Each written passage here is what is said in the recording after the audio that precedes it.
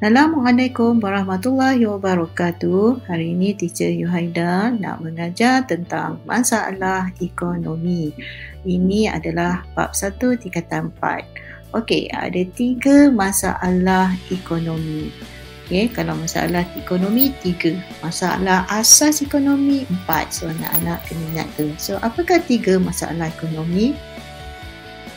Okey, masalah ekonomi terdiri daripada kekurangan. Okey, yang kedua pilihan dan yang ketiga ialah kos lepas.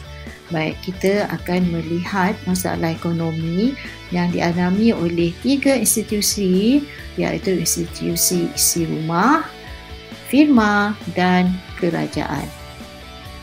Baik, yang pertama, apakah masalah ekonomi yang dihadapi oleh isi rumah?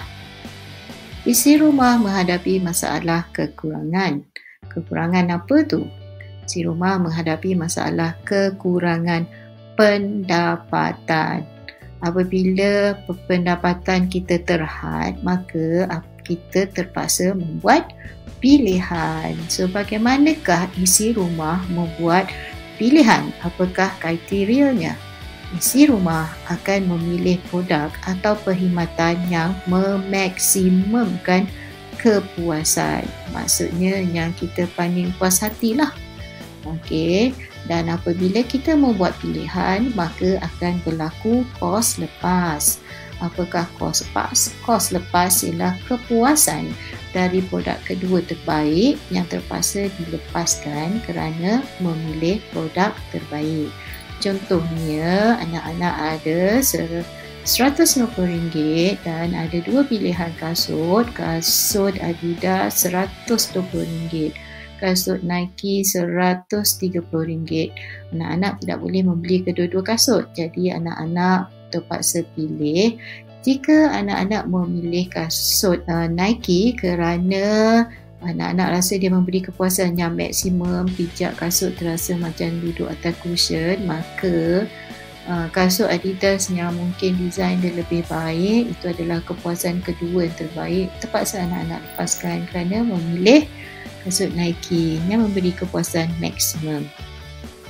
Okay, seterusnya, apakah pula masalah ekonomi yang dihadapi oleh firma? Okay, apakah kekurangan firma? Firma menghadapi masalah kekurangan faktor-faktor pengeluaran ataupun modal. Anak-anak ingat lagi kan faktor-faktor pengeluaran? TBMU. T, tanah, B, buruh, M, modal dan U, usahawan. Okey. Baik, apakah pilihan yang ada untuk firma? Firma akan memilih untuk mengeluarkan produk atau perkhidmatan yang memaksimumkan keuntungan mereka. Oleh itu, maka apabila mereka membuat pilihan, maka akan berlakulah kos lepas.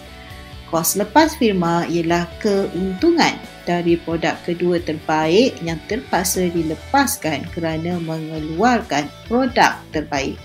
Contohnya, firma ada pilihan untuk mengeluarkan baju lelaki dan baju wanita, tetapi mereka memikirkan sekiranya mereka mengeluarkan baju wanita, keuntungan adalah lebih, boleh memaksimumkan keuntungan kerana kaum wanita sering membeli baju-baju baharu berbanding kaum lelaki. Maka apabila mereka memilih untuk mengeluarkan baju wanita, kos lepas mereka ialah keuntungan yang mereka boleh dapat daripada baju lelaki. Seterusnya, apakah masalah ekonomi yang dihadapi oleh kerajaan? Kerajaan menghadapi masalah kekurangan. Kekurangan apa tu? Kerajaan menghadapi masalah kekurangan hasil. Okay, anak-anak boleh ingat bahawa hasil kerajaan adalah daripada hasil cukai dan hasil bukan cukai. Okay, apabila kerajaan menghadapi masalah kekurangan hasil, maka kerajaan terpaksa buat pilihan kerana hasil tak cukup. So, apakah pilihan yang ada untuk kerajaan? Kerajaan akan memilih projek pembangunan, bukan produk ya, memilih projek pembangunan yang yang memaksimumkan kebajikan rakyat.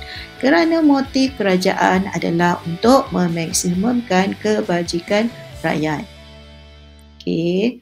Jadi, apabila membuat pilihan, maka berlakulah kos lepas. Apakah kos lepas bagi kerajaan? Kos lepas kerajaan ialah projek pembangunan yang kedua terbaik yang terpaksa dilepaskan kerana memilih projek yang boleh memaksimumkan kebajikan rakyat. Contohnya, katalah di Bandar Tasik Puteri, penduduk di sana memerlukan sekolah menengah kedua dan Dewan Orang Ramai, dan hasil yang ada pada kerajaan hanya memungkinkan untuk salah satu projek saja. So sekiranya kerajaan memilih untuk membina sekolah menengah kedua kerana sekolah menengah yang pertama sudah terlalu sendat, 2,500 orang, kelas pun tak cukup, banyak floating classes, maka kos lepas ialah Dewan Orang Ramai. Yang itu terpaksa dilepaskan. Rakyat boleh menggunakan dewan-dewan sekolah misalnya untuk dijadikan dewan, boleh menyewa dewan sekolah misalnya untuk dijadikan Dewan Orang Ramai, kerana Dewan Orang Ramai tidak dapat dibina kerana kerajaan ingin memaksimumkan kebajikan rakyat dengan membina sekolah menengah kedua. Right, seterusnya kita tengok satu contoh soalan masalah ekonomi. Gambar di bawah menunjukkan situasi yang dihadapi oleh Encik Nabil. Encik Nabil sedang berangan-angan untuk membeli sebuah komputer riba yang berharga RM9,000 atau sebuah motosikal yang berharga RM9,800.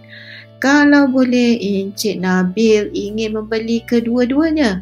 Apakah daya Encik Nabil menghadapi masalah ekonomi?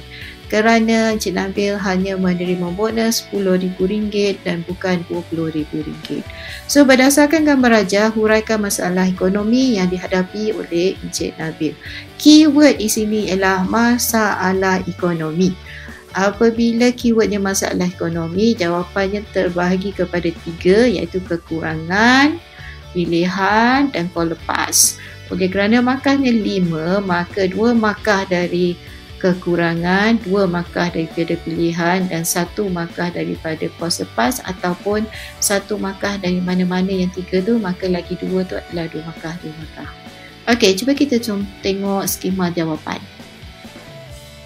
Alright, so yang pertama, Encik Nabil menghadapi masalah kekurangan pendapatan wang. Ini akan memberi 1 markah. Okey, jadi anda boleh petik balik dalam petikan di atas itu apakah pendapatan Encik Nabil. Encik Nabil hanya memperolehi bonus sebanyak RM10,000 sahaja. Itu 1 markah, ya, tak cukup untuk beli dua-dua. Maka Encik Nabil terpaksa membuat pilihan. Jadi jika Encik Nabil memilih laptop 1 markah, maka kos lepasnya ialah motosikal dan sebaliknya. Okey. Kos lepas ialah kepuasan dari produk kedua terbaik yang terpaksa dilepaskan kerana memilih produk yang terbaik. So, maksimum 5 markah. Pastikan anda ada huraian. 2 huraian untuk kekurangan, 2 huraian untuk pilihan, 2 huraian dan 1 huraian untuk kos lepas. Okey, ataupun 2 huraian untuk masalah kekurangan, 1 huraian untuk pilihan dan 2 huraian untuk kos lepas. So dia mesti sentuh ketiga-tiga aspek itu. Okey. Itu saja daripada teacher untuk kali ini. Terima kasih kerana menonton. Jangan lupa subscribe dan share dengan kawan-kawan. Minta kawan-kawan subscribe. Okay. Dan jangan lupa tekan loceng supaya apabila teacher upload video-video terbaru, anda semua dapat mengikutinya dengan segera. Terima kasih. Assalamualaikum dan selamat sejahtera.